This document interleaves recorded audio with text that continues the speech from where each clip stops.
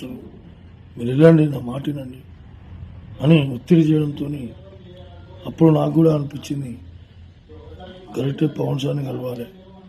ఇప్పటివరకు ఎవరిని కలవలేము, ఒక పవన్ సార్ అని కలుగుతామనే ఆలోచనతో పవన్ సార్ దగ్గరికి వెళ్ళి సార్ ఇట్లా సంగతి సార్ అని చెప్పాను.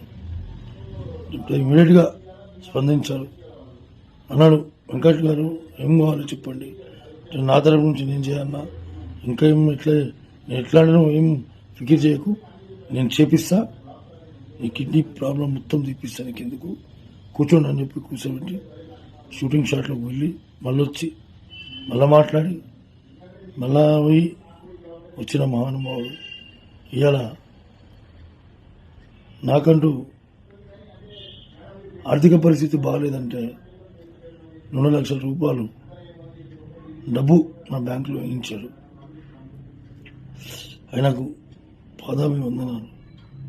ఆయన కుటుంబ సభ్యులు అందరూ సుఖ సంతోషాలతో ఉండాలి, ఆ భగవంతుని వేడుకుంటున్నాం. ఆ లక్ష్మీనరసింహస్వామి ఆశీస్సులు ఉండాలి, ఆంజనేయ స్వామి ఆశీస్సులు ఉండాలి.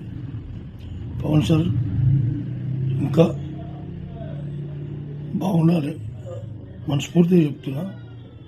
థ్యాంక్ యూ సార్, మీరు చాలా హెల్ప్ చేస్తున్నారు సార్.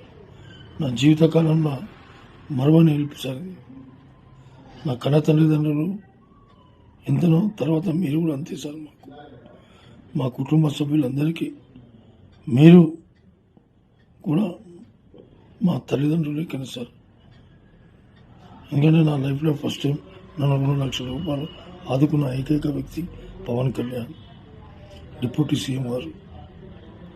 మీరు ఎల్లప్పుడూ సుఖ సంతోషాలతోనే ఉంటారని ఆ భగవంతుడిని వేడుకుంటూ, థ్యాంక్ యూ సార్, ధన్యవాదాలు. మీకు మీ కుటుంబ సభ్యులందరికీ పాదాభివందనాలు సార్. Thank you.